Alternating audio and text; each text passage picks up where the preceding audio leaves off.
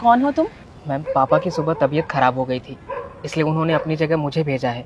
बस तुम लोगों को जब छुट्टी चाहिए होती है ना, तबीयत खराब का बहाना मार लेते हो। अच्छा अच्छा ठीक है। और ये क्या होलिया बना रखा है तुमने? तुम्हें कुछ मैनर्स भी है कि नहीं कि ड्यूटी पर कैसी ड्रेस पहनकर आते हैं? कपड़ों को ठीक से प्रेस भी नहीं किया तुमने। माफ़ी चाहता हूँ मैम, पापा की सुबह अचानक तबीयत खराब हो गई थी, इसलिए मुझे तुरंत ही यहाँ आना पड़ा, इसलिए ड्रेस को सही करने का टाइम नहीं मिला। सॉरी मैम, नेक्स्ट टाइम ऐसा नहीं होगा। तुम लोअर क्लास लोगों की ना बस यही प्रॉब्लम है, गलती करो और सॉरी बोल दो। सॉरी का मतलब भी जानते हो तुम? तुम्हें कैसे पता होगा? Uneducated people.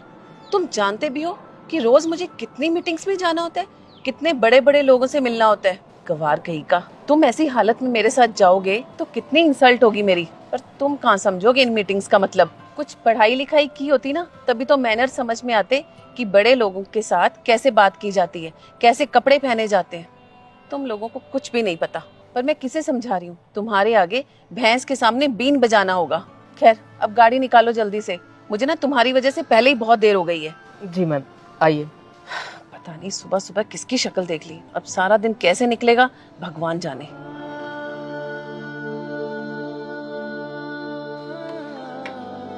Good morning sir. Good morning. आज आप साड़ी में आए ऑफिस? वो सर घर पर पूजा चल रही है ना, तो इसलिए साड़ी में ही आ गई आज। Good, no problem. अच्छा, जो मैंने आपको रमा की फाइल दी थी वो कंप्लीट हुई है? हाँ हाँ सर, सब कंप्लीट है, पूरी प्रेजेंटेशन रेडी है। लाओ दिखाओ। ओ सॉरी सर, शायद मैं गाड़ी में ही भूल आई, मैं अभी मंगवाती हूँ। मंगाइए। ड्राइवर, गाड़ी में ना मेरी फाइल रह गई होगी एक, वो तुम ऊपर ले आओ मेरे ऑफिस में। हाँ जल्दी ले आओ। सर अभी लेकर आ रहा है। ये लीजिए ma'am.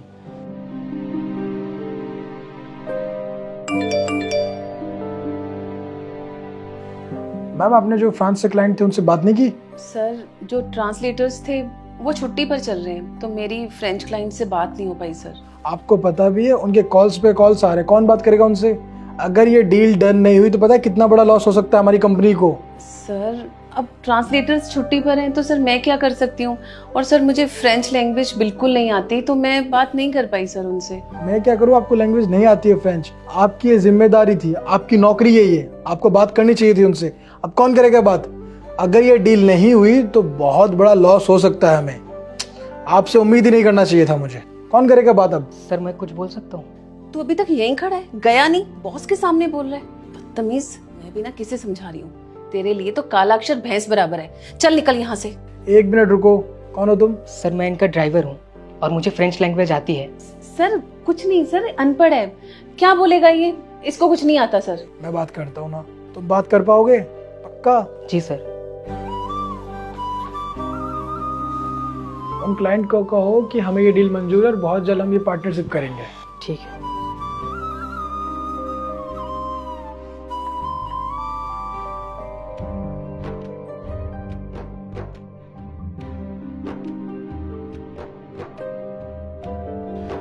It's done sir. Good. अच्छा एक बात बताओ, तुम्हें ये फ्रेंच लैंग्वेज कैसे आती है? सर मैं गाइड भी रह चुका हूँ, तो अलग अलग कंट्री से बहुत सारे टूरिस्ट आते थे, जिनमें से फ्रांस कंट्री से भी थे, तो इस वजह से मैंने कई भाषाएं सीख ली, जिसमें से एक भाषा फ्रेंच भी है। और मैम, मैं आपसे भी कुछ कहना चाहता हूँ। आपने मुझे अनपढ़ और गंवार समझ लिया बिकॉज ऑफ माई अपीयरेंस। मेरे कपड़ों से मुझे आपने जज कर लिया। मैम मैं चुप हूँ क्योंकि मैं आपकी रिस्पेक्ट करता हूँ, इस वजह से मैं आपको जवाब नहीं दे रहा हूँ। सर मैंने आपकी भी कंपनी में कई बार ट्राई किया जॉब के लिए, पर सर कभी भी जॉब नहीं मिला। सर मुझे इस बात का ज़्यादा दुख नहीं है, लेकिन सर इससे भी ज़्यादा मुझे दुख इस बात का है कि लोग हम जैसे लोगों को हमेशा हमारे कपड़ों और शक्ल से जज कर लेते हैं। सर वो हमारी बात सुनना ही नहीं चाहते, उनको लगता है कि हम अनपढ़ ही हैं, पर सर मैं पढ़ा लिखा हूँ। मैम ये क्या कह रहा है बता सकते हैं? आप हमारे कंपनी की एम्प्लॉई है और आप इस तरीके से लोगों को जज करते हैं, उनके कपड़ों से, उनकी शक्ल से, उनके रंग रूप से, हाइट से। अच्छा मैम एक बात बताओ, कोई अगर अच्छा कपड़ा नहीं पहनता है, अनपढ़ है, तो क्या वो इंसान नहीं है?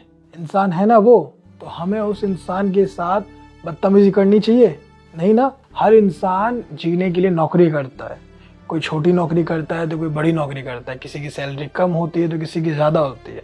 इसका मतलब ये नहीं है कि हम उस इंसान को उसके काम से रिलेटेड जज करें।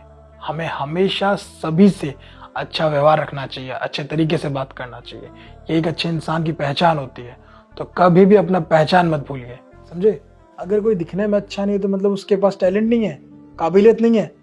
आप जैसे लोगों के पास ही काबिलियत होगी, ये कहाँ लिखा है? मैम मुझे आप जैसे एम्प्लॉय से ऐसी उम्मीद नहीं थी। बताइए कि किसी को उसके कपड़े से, हाइट से जज किया जा सकता है? अगर कोई अनपढ़ है तो इसका मतलब वो किसी काम का नहीं है, ये कहना चाहते हैं आप? ऐसा नहीं है। कोई भी इंसान जानबूझ के अनपढ़ नहीं होता है। कुछ मजबूरियाँ होती है, घर की परिस्थितियाँ होती है जिसकी वजह से वो अनपढ़ रह जाता है। पढ़ना हर इंसान पढ़ना चाहता है। तो इसलिए किसी को भी इस तरीके से नीचा मत दिखाओ। अगर उसने कोई पुराने कपड़े पहने हैं तो इसका मतलब ये नहीं कि हम उसका मजाक उड़ाएं। क्या पता उसकी क्या प्रॉब्लम हो। जिस तरीके से आज इसने साबित कर दिया कि इसमें काबिलियत है, जो काम आपका था वो इसने किया है, आप कुछ कहना नहीं चाहेंगे? आप इसको कुछ बोलेंगे नहीं? बताइए, क्योंकि यहाँ आप गलत हैं।